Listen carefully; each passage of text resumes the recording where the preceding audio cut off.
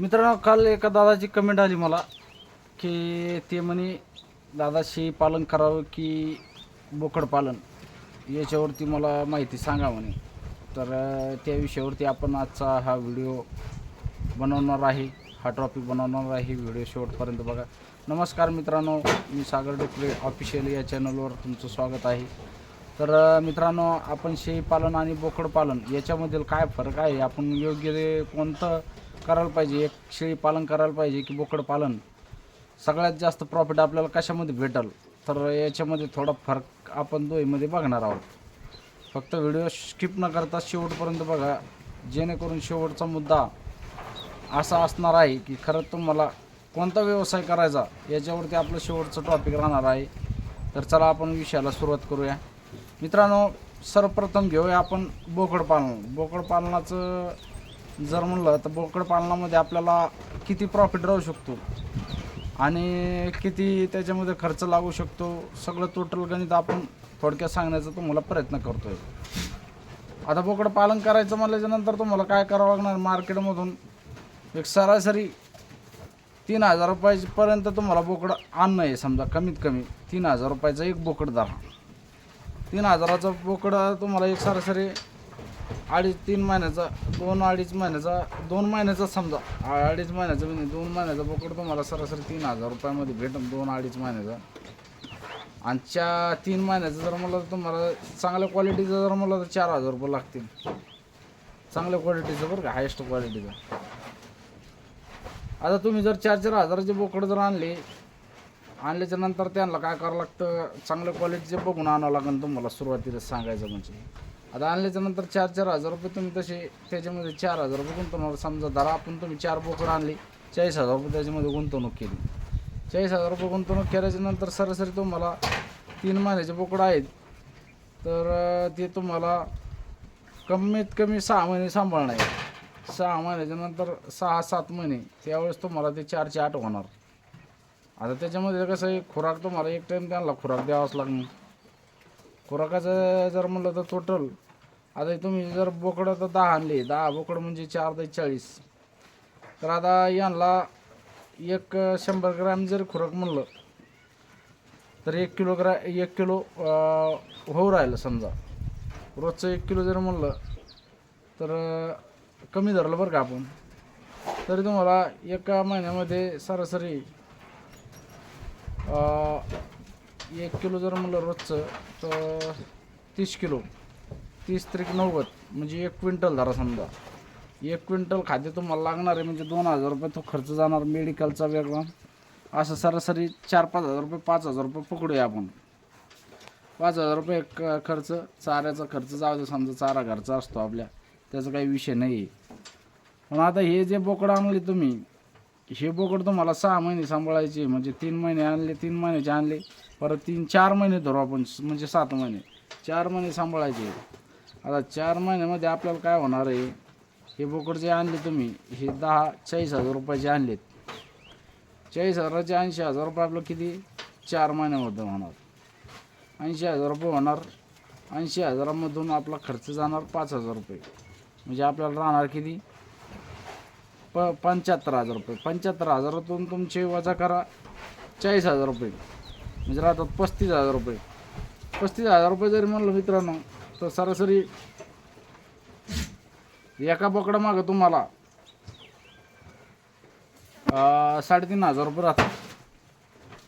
3,500 रुपये बरोबर आहे ना, म्हणजे 3-30 3,500 रुपये एका बोकडामागं 3,500 रुपये राहतात.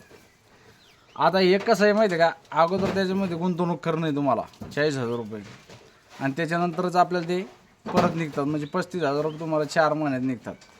हे झालं बोकडांचं सरासरी गणित. आता शेळ्यांचं गणित लावू आपण थोडक्यात. शेळ्या तुम्ही जर 10 शेळ्या घेतल्या, 10 शेळ्या प्लस 1 बोकड, तर 10 शेळ्या जाऊ द्या, 5च धरा. 5 शेळ्या आणि प्लस त्यांच्या खाली 2 बोकड समजा, म्हणजे 15,000 रुपयाला एक शेळी घेतली. 15×5 = 75. 75,000 रुपयामध्ये तुम्ही 5 शेळ्या आणल्या. 5 शेळ्यांखाली 2-2 पिल्लं, म्हणजे झाले किती 10 पिल्लं. त्या 10 बकरं आणले तेव्हा तुम्ही नेमकंच 1-1 महिन्याची पिल्लं होती. हे तुम्ही 5-5 महिने सांभाळणार, म्हणजे 6-6 महिने. 6-6 महिने सांभाळल्याच्या नंतर ह्या शेळ्या तोपर्यंत हे बोकड 2 महिन्याचे झाले की 2-2.5 महिन्यात परत शेळ्या लागल्या जातात तुमच्या. आता तुमची गुंतली किती 75,000 रुपये. 6 महिन्याच्या नंतर हे बोकड तुमच्याकडे जे असते बोकड पाठी समजा, हे सरासरी हे कमीत कमी 7,000 ते 8,000 रुपयापर्यंत जाणार 6-6 महिन्याची. आता 8,000 रुपये जरी म्हणलं 7,000 रुपये पकडूया, जाऊ द्या. 7,000 रुपये पकडले तरी 70,000 रुपये तुम्हाला यांचे वसूल होतात. कोणाचे? बोकड्यांचे 70,000 रुपये वसूल होतात. परत शेळ्या गाभण राहतात. हे बोकड विकल्याच्या नंतर 2-2.5 महिन्याला परत शेळ्या येतात. खरं सांगायचं म्हणजे तुम्हाला चेंज सिस्टीम सांगतो. आता 75,000 रुपये तुम्ही शेळ्यामध्ये गुंतवणूक केली ती तुमचे 6 महिन्यामध्ये तुम्हाला 70,000 रुपये तुमचे परत भेटतात. 5,000 रुपये इकडे तिकडे जाऊ द्या. 5,000 रुपये म्हणजे ते आपण 7 धरले 8 पण बघत जातात. चांगली क्वालिटी जर ठेवली तर 8,000 रुपयांना, काही काहीचे 10,000 रुपयांना पण 6 महिन्याचे बकरं विकतात. आपण 8,000 7,000 रुपये धरले तरी पण तुमचे शेळ्यांचे पैसे फिटले का नाही? फक्त 6 महिन्यामध्ये तुम्हाला प्रॉफिट परत 2-2.5 महिन्यानंतर ज्या शेळ्या येणार आहे तुमच्या, तर त्याचा प्रॉफिट तुम्हाला फ्रीमध्ये राहतो. फक्त शेळ्यांमध्ये एक वेळेसच गुंतवणूक करायची गरज आहे तुम्हाला, बार गुंतवणूक करायची नाही. बोकड पालनामध्ये तुम्हाला ज्यावेळेस तुम्ही 50,000 रुपये गुंतवणूक करणार, त्याचे 6 महिने समजा 4-5 महिन्याला तुम्हाला त्याचे 1,00,000 रुपये तुम्हाला वसूल होणार. पण इथं नाही. इथं एक वेळेस जर तुम्ही शेळीला गुंतवणूक केली, आता उदाहरणार्थ मी 16,000 शेळी घेतली, आजीनं मला बरंच धन दिलं. आजच बोकड विकला तिचा 8,000 रुपयामध्ये. तो होंडा बोकडी 8,000 रुपयामध्ये बोकड विकला 6 महिन्याचा. परत ही एक ही पाठी विकली 5,000 रुपयाला. म्हणजे सांगायचं तात्पर्य एकच, शेळी पालनामध्ये जर पैसा तुम्ही गुंतवणूक केलं शेळ्यांमध्ये, तर ही शेळी एक वेळेस तुम्ही गुंतवणूक केलेली शेळी ही तुम्हाला 4-5-6 वर्ष तुम्हाला प्रॉफिट देऊ शकते, धन देऊ शकते. तसं बोकड तुम्हाला धन देऊ शकत नाही, प्रॉफिट देऊ शकत नाही. बोकडाचं फक्त असं आहे की तुम्ही 50% त्याच्याकडून वसूल करू शकता. पण शेळी तुम्हाला एक वेळेस जर 15,000ची शेळी आणली तर ती तुम्हाला 5 वर्ष धन देते. 5 वर्ष 5 वर्ष म्हणजे जवळपास दीड लाख रुपये धन देते तुम्हाला एका शेळीपासून. तुम्ही 5 वर्षामध्ये जास्त, मी गणित लावित नाही एवढं, जाऊ द्या. ते जास्त गणित लावलं की मग काय होतं, ओव्हर दिसतं जास्त. त्याच्यामुळे तुम्हीच गणित लावा. ते 5 वर्षामध्ये शेळी 6 महिन्यामध्ये एक वेळेस येते, तर तुम्ही धरा किती, 5 झोपे धरा, 4 धरा. आज जर 5 झोपे जर धरले, 10 पिलं जर म्हणलं तर 1,00,000 रुपयापर्यंत ते एक शेळी आपल्याला 5 वर्षामध्ये 1,00,000च धरा इतकं धन देऊ शकते. जास्त आहे पण मी आता कमी सांगितलं तुम्हाला.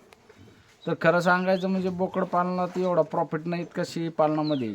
शेळी पालनामध्ये एक वेळेसच पैसे गुंतवणूक करायची तुम्हाला, आणि इन्कम म्हणलं तर तुम्हाला दर 6 महिन्याला तिच्याकडून घ्यायचं आहे. विषय कसा आहे माहिती आहे का, बोकड पालनामध्ये तुम्हाला 50,000 गुंतवणूक केली तर त्याची 1,00,000 रुपये तुम्हाला 6 महिन्यामध्ये भेटतील. एखाद्या वेळेस त्याच्यामध्ये बोकड पण दाखवू शकतात काही, पण शेळी पालनामध्ये तसं नाही. तुम्हाला फक्त एक वेळेस गुंतवणूक केली ती 6 महिन्यामध्ये तुम्हाला परत भेटते. 1 रुपया ती शेळी तुमचा उपकार ठेवत नाही. तुम्हाला 6 महिन्यामध्ये तुमचे पैसे तुम्हाला परत करते, आणि बाकीचं मग तिची मेहनत ही तुमची कमाई राहते. 6 महिने फक्त अंगावर शेळी सांभाळावं लागतं. जोपर्यंत तिचे बोकड विकले जात नाही तोपर्यंत अंगावर सांभाळायचे. ज्या दिवशी तिचे बोकड विकले त्या दिवशी तुम्हाला ती फ्रीमध्ये असते. लक्षात घ्या. आतापर्यंत अजून पण बोकड पालन जास्त लोक का करत नाही, फक्त याच्यामुळे करत नाही की बोकडामध्ये 50% प्रॉफिट राहतो फक्त, आणि याच्यामध्ये 6 महिन्यात फक्त 6 महिन्याच्या नंतर तुम्हाला 100% प्रॉफिट शेळीकडून भेटतो. फक्त ती खाती काय तुमच्याकडून चारा आणि खुराक, पण तुम्हाला इन्कम 6 महिन्याला देऊन जाते. असा कुठलाच व्यवसाय नाही की 6 महिन्याला तुम्हाला डबल पैसे करून देणारा. कुठली बँक नाही, कुठलीच कंपनी नाही, काहीच नाही. तर माझ्या सांगण्याचं तात्पर्य एकच, बोकड पालनापेक्षा शेळी पालन हे खूप चांगलं आहे.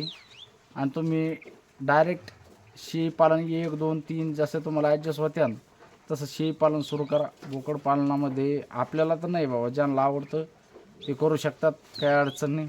पण माझ्या हिशोबानं जे मला आवडतं आहे ते मी तुम्हाला सांगण्याचा प्रयत्न केला. तर चला मित्रांनो, व्हिडिओ खूप मोठा होत आहे. व्हिडिओ आवडल्यास व्हिडिओला लाईक करा, नवीन असेल तर आपल्या चॅनलला सबस्क्राईब करा. असेच नवनवीन व्हिडिओ मी तुमच्यासाठी मोटिवेशनल व्हिडिओ घेऊन येत असतो, जेणेकरून आपले शेतकरी बांधव, शेळीपालक बांधव याच्यामध्ये उत्साहानं व्यवसाय करेल अशा आशेनं मी तुम्हाला चांगले चांगले व्हिडिओ टाकत असतो. व्हिडिओ कसा वाटला कमेंटमध्ये नक्की सांगा. आणि व्हिडिओ शेवटपर्यंत बघितल्याबद्दल खूप खूप धन्यवाद. जय जवान, जय किसान, जय हिंद, जय महाराष्ट्र.